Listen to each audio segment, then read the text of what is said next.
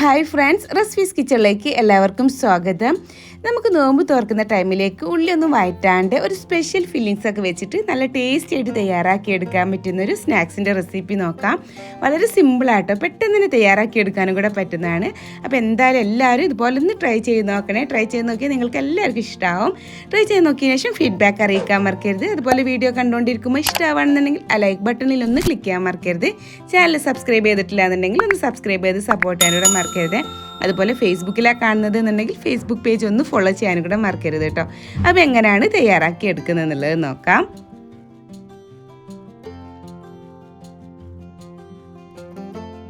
നമുക്കിതിലേക്ക് തയ്യാറാക്കി എടുക്കാൻ വേണ്ടിയിട്ട് ഫസ്റ്റ് ഇതിൻ്റെ കവറിങ് ഒന്ന് ഉണ്ടാക്കിയെടുക്കാനുണ്ട് കേട്ടോ. അപ്പോൾ അതിനായിട്ട് ഞാനിവിടെ ഒരു അരക്കപ്പോളം ഗോതമ്പ് പൊടിയാണ് എടുത്തിട്ടുള്ളത്. അതുപോലെ തന്നെ അരക്കപ്പോളം തന്നെ മൈദയും കൂടി എടുത്തിട്ടുണ്ട് കേട്ടോ. അത് നമുക്ക് ഈ ഒരു ബൗളിലേക്ക് ഇട്ട് കൊടുക്കാം. രണ്ടും അരക്കപ്പോളം മതി കേട്ടോ. ഇനി അതിലേക്ക് ഞാൻ ഒരു ടേബിൾ സ്പൂണോളം നെയ്യും കൂടെ ആഡ് ചെയ്ത് കൊടുക്കുന്നുണ്ട്. നെയ്യിന് പകരം നമുക്ക് സൺഫ്ലവർ ഓയിൽ യൂസ് ചെയ്താലും മതി. പിന്നെ അതിലേക്ക് ആവശ്യമായിട്ടുള്ളൊരു ഉപ്പും കൂടി അങ്ങ് ഇട്ട് കൊടുക്കുന്നുണ്ട്. എന്നിട്ട് അതെല്ലാം കൂടെ കൈവച്ചിട്ട് നന്നായിട്ടൊന്നങ്ങ് മിക്സ് ചെയ്തെടുക്കാം. ഇനി അതിലേക്ക് നമുക്ക് ഒരു 3/4 കപ്പോളം വെള്ളം, നേരെ ചൂടുള്ള വെള്ളാട്ടോ എടുത്തിട്ടുള്ളത്. അത് ഞാൻ കുറേശ്ശെ ഒഴിച്ചിട്ട് നമ്മൾ ചപ്പാത്തിക്കൊക്കെ മാവ് കുഴച്ചെടുക്കുന്നത് പോലെ അങ്ങനെ കുഴച്ചെടുത്താൽ മതിയേ. ഒന്നിച്ചങ്ങനെ ഒഴിച്ച് കൊടുക്കരുത് കേട്ടോ. കുറേശ്ശെ ഒഴിച്ച് അങ്ങനെ കുഴച്ചെടുത്താൽ മതി. ഞാൻ എത്രത്തോളം വെള്ളം എടുക്കുന്നുള്ളതിൻ്റെ കറക്റ്റ് അളവ് പറയുന്നില്ല. എന്താ വെച്ചാൽ നമ്മൾ എടുക്കുന്ന പൊടിക്കനുസരിച്ചിട്ട് വെള്ളത്തിൻ്റെ അളവിൽ മാറ്റങ്ങൾ വരുവേ.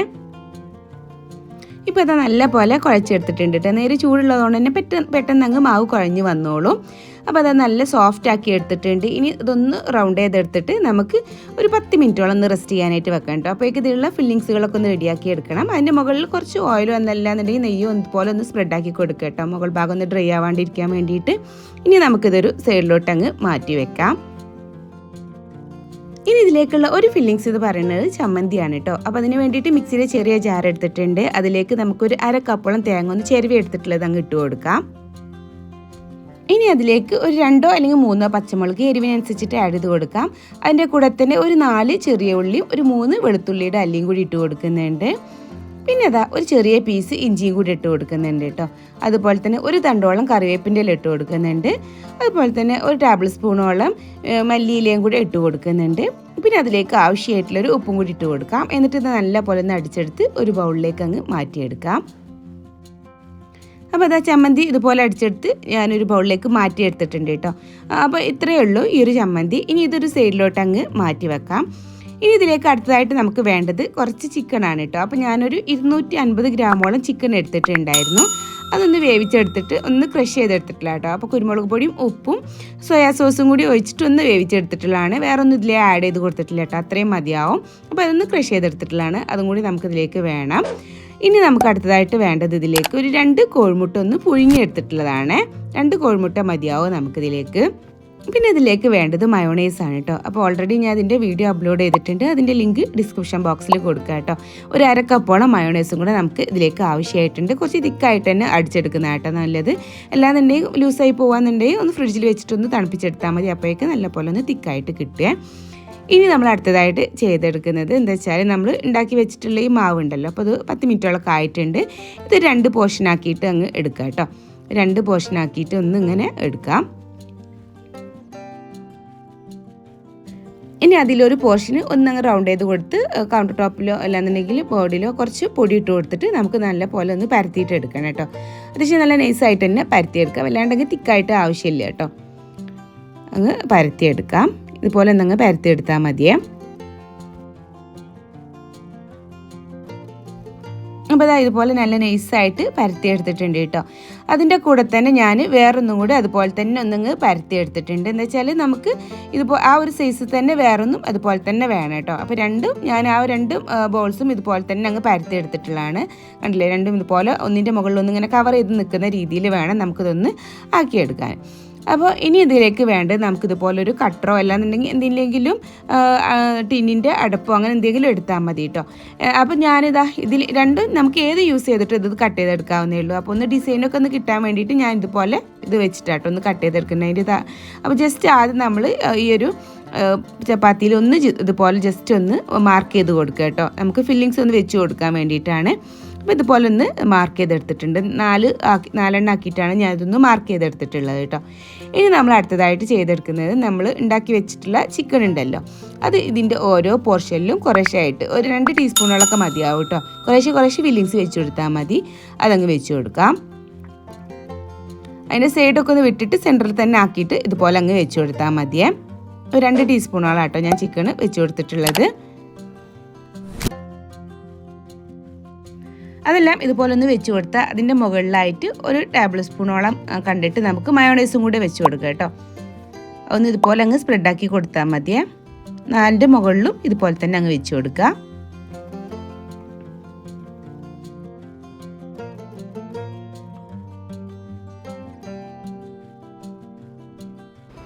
ഇനി അതിൻ്റെ മുകളിലായിട്ട് ഓരോ ടേബിൾ സ്പൂണോളം തന്നെ ചമ്മന്തിയും കൂടെ ഇതുപോലെ അങ്ങ് വെച്ച് കൊടുത്താൽ മതി കേട്ടോ. ഇതുപോലെ അങ്ങ് സ്പ്രെഡാക്കി കൊടുക്കുക. മയോണൈസ് കുറച്ച് തിക്കായിട്ട് ഉണ്ടാക്കിയില്ല എന്നുണ്ടെങ്കിൽ നമ്മളിതുപോലെ ഒന്ന് ഒഴിച്ച് കൊടുക്കുമ്പോൾ പെട്ടെന്ന് തന്നെ അങ്ങ് ലൂസായിട്ട് ഒന്നായിട്ട് ഇങ്ങനെ ഒലിച്ച് വരും. അതുകൊണ്ടാണ് കുറച്ച് തിക്കായിട്ട് ഉണ്ടാക്കിയെടുക്കണം എന്ന് പറഞ്ഞത് കേട്ടോ. ഈ തിക്കായിട്ടില്ല എന്നുണ്ടെങ്കിൽ ഫ്രിഡ്ജിൽ വെച്ചൊന്ന് തണുപ്പിച്ചെടുത്താൽ മതി. അപ്പോഴേക്ക് നല്ല പോലെ തിക്കായിട്ട് വന്നോളും.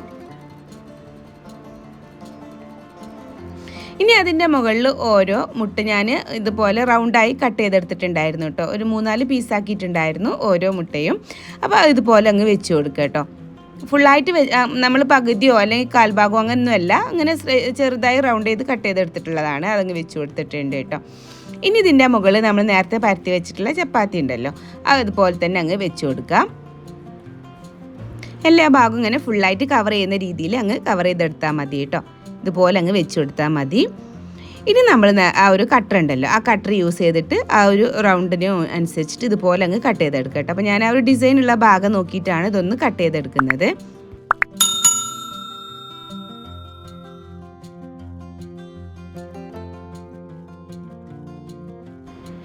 ഇപ്പോൾ ഇതാ ഞാൻ എല്ലാം ഇതുപോലെ കട്ട് ചെയ്തെടുത്തിട്ടുണ്ട് കേട്ടോ.